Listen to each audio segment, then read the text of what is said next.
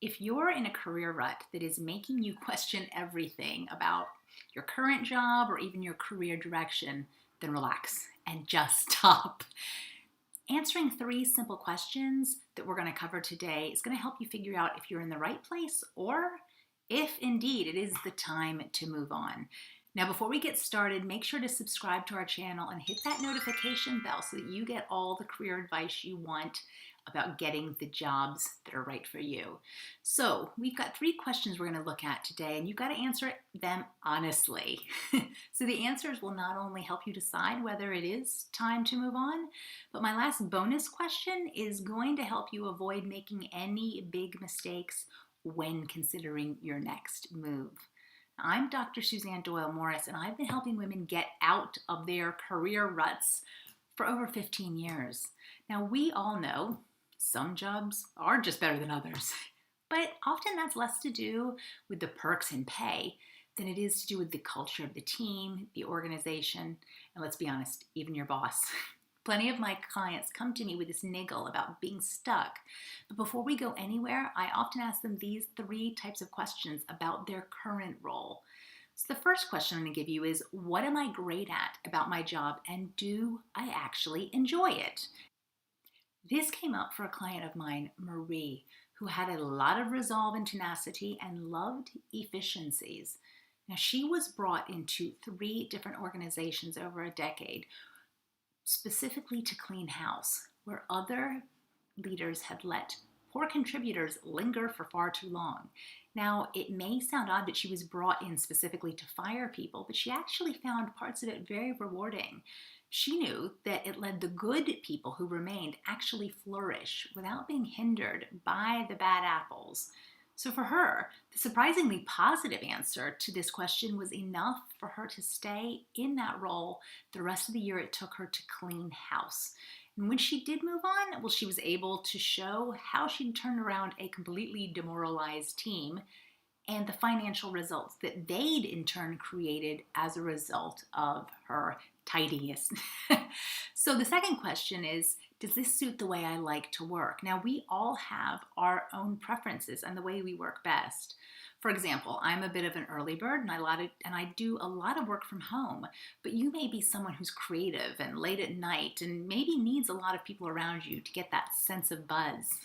Now, we all have to show some flexibility, but if your current job lets you largely work to a schedule that suits you, then you may be in a good place. One of my clients in a marketing role for a fast-moving consumer goods company knew that for her the next promotion would involve a huge amount of global travel. Now, this wasn't something she wanted while her children were mid-teens.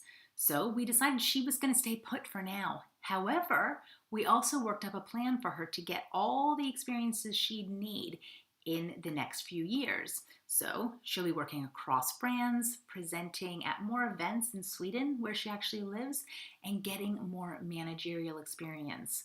This is all so that in the next 5 years after her kids leave, she's going to be the obvious choice when the next big job comes up that does require travel.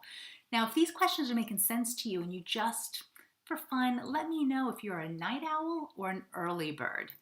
Now, before we get to the third question, that's essentially what would I like to achieve here that would make me more valuable to my next employer. So even if you have no intention of leaving anytime soon, but you suspect there's probably better jobs out there, give yourself some personal deadlines. So brainstorm and think, okay, if I had just a year here, what would I have liked to have achieved by then? Or maybe 2 years, or maybe even 5 years. Use specific metrics or new skills that you'd like to perfect and what they would give you at the end of that time. So you don't need to leave, but just giving yourself some personal goals will give you a sense of momentum. It's also going to help you create a plan to get the experiences that are going to make you more attractive to the next employer. And this can come in handy sooner than you think. I had one coaching client who was working at a firm and she had no intention of leaving soon. But she knew that she needed new goals, and so we thought about what she wanted to get out of her career longer term. Well, a year later, her law firm merged with another. But the sad truth was she did not like the new management.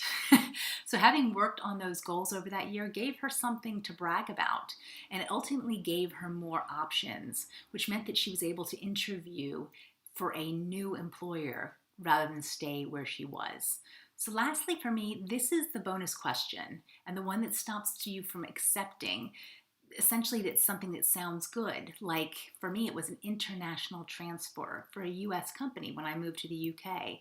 So I liked aspects of my work, like my colleagues, but I was serving environmental polluters that I did not gel with. They even teased me for driving a Toyota Prius in the late 1990s.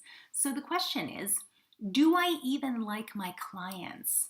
Because as attractive as that international transfer would have been to me initially, it wasn't the right answer because I didn't actually identify with the type of clients I served. If you've answered any of these questions and you're liking where we're going with this, think about downloading How to Get a Promotion in 8 Steps. It is jam-packed with 15 years of coaching tips and the experiences of people who went before you. And it will give you a chance to think about how to get into those pastures new. Just click the link below in the description. And if this has been useful, please like the video and remember to subscribe to our channel for more practical videos like this. And ask these questions of your friends because they get really good conversations started. And if you're ready for switching careers, then check out our playlist on that, which also has things on creating your own USP, which is ultra valuable when you're looking for new roles. Now, I hope this has helped you feel like maybe you're in less of a rut. And if not, well, feel free to ask for more specific advice in the comments below.